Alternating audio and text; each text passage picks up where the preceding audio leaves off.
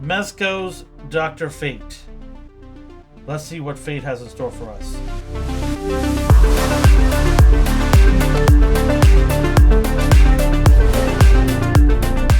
What's going on, everybody? Welcome to another review by A&R. And today we're going to be looking at the Mezco Dr. Fate figure from DC.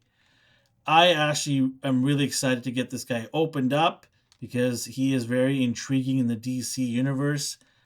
He is their Doctor Strange if you are a Marvel fan and want to have some comparison.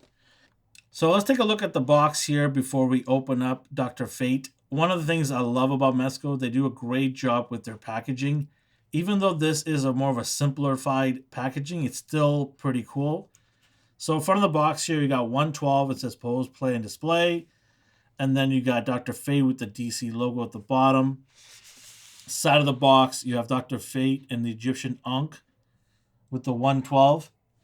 And then on the back of the box here, uninterrupted picture of him. So if you want to take some nice pictures of the actual packaging, this will probably be the best one.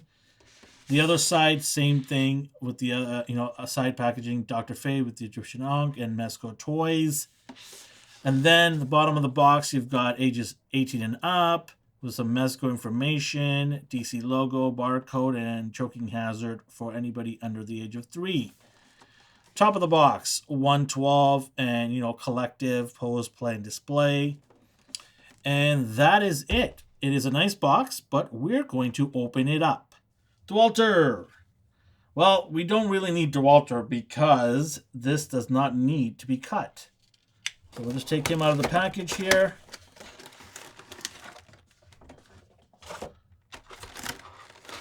And here he is out of the package. I mean, this guy is absolutely amazing. From the vibrant blue to the wired cape. I mean, it just, they hit it out of the park with this. This is easily going to be in my top, top 20, 10, whatever it is for 2021. It's just, he's right up there. He looks stunning. I don't know what else to say. I mean, it's just such a beautiful looking, figure. So, yeah, I mean, let's just do some articulation. I'm stunned. Like, honestly, I'm stunned. This is amazing. But we got to do articulation and see if this guy is, exceeded our expectations here for articulation. So we'll start off with the head here with the ball peg. Now, you can't really get the head to move up too much because of the bottom of the helmet here kind of touches the cape. So that's as much as you're going to get without trying to force anything. And then in terms of getting it down, you can get it down a little bit like that. So it is a bit of a bummer that you can't get the head articulation to move up too much. It does turn full, obviously it does pivot around. So you do get that movement, but up and down, not much. So a bit of a disappointing there. And then in terms of his arm, well, without stretching out the cloth, you do get double elbow here. So you do get a nice grip, which is good when he does spells or moves his arms around. You get a lot of mobility here. So I like that. And then the wrist area, you can get rotation all around. So it's nice. The chest area, upper torso, you do get some crunch. He does have this like WWE title belt type of belt here. So you don't get too much of a crunch in the front. Backwards, you do get that. So decent amount here, nothing crazy. In terms of waist, you can get a little bit of a swivel here. I'm so careful with this because I don't want to tear the cloth or anything like that. Yeah, it's just amazing. Great figure here. In terms of legs here, so you do get swivel a little bit because of the cloth here. You can't really force it too much. You do get some swivel. And in terms of bending the knees all the way to the back, no problem whatsoever. So smooth, amazing, great job there. Ankle up and down, sitting on a rocker, all good here. Let's see if you get some little bit of a shin swivel here, the bottom of the leg, so that's good too.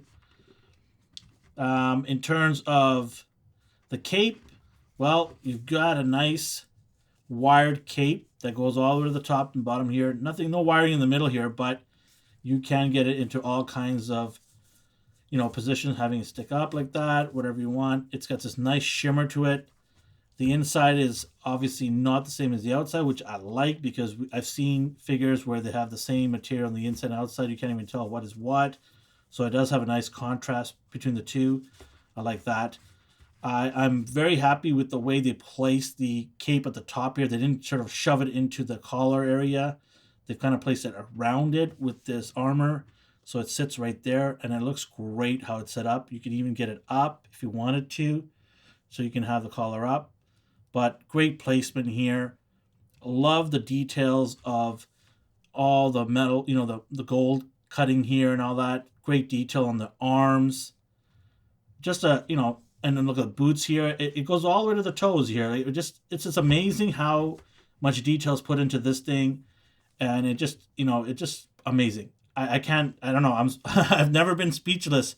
This is the figure that did it for me. I don't know why. It's just great figure all along. One more thing I want to mention about this figure is the clothing here, the cloth. It's got a more of an elastic feel to it. So when you do bend the joints, it doesn't feel like it's gonna rip or tear. It's got this nice smooth stretch to it, which is really really nice because in a lot of Mezco figures, the clothing is really really contoured and tight to the body. So if you do move it, you probably could rip the clothings. But with this, you just feel a nice smooth movement, and it's going with the figure's joints, so it doesn't feel like it's gonna rip. So I really really dig whatever they did to it. It just looks great, and they hit it out of the park.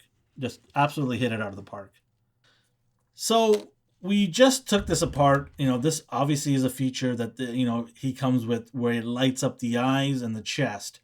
So this ball peg is situated obviously inside the neck area, and you kind of pull it out, after you pull the head off.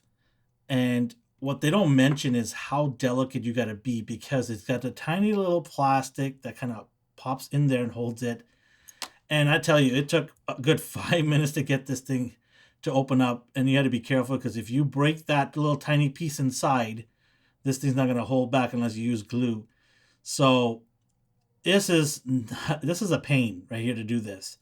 So take your time to open this up. Don't rush it. And then the batteries are so tiny here. And you gotta place them in the battery. The instructions are pretty good in terms of telling you what you need to do. It's just they didn't tell you how difficult it is to, or how careful you gotta be to open this guy up. So just be careful. So he does come with a bevy of accessories, and we'll start off with the hands.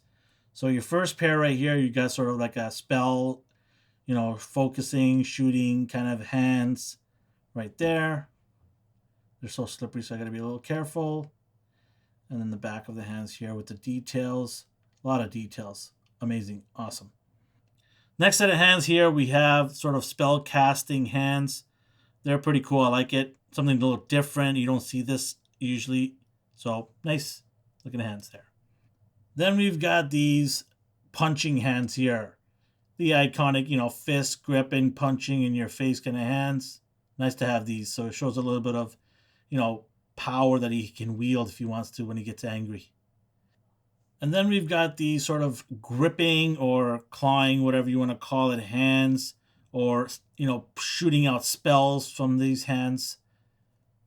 And like the other hands, they all have little, details.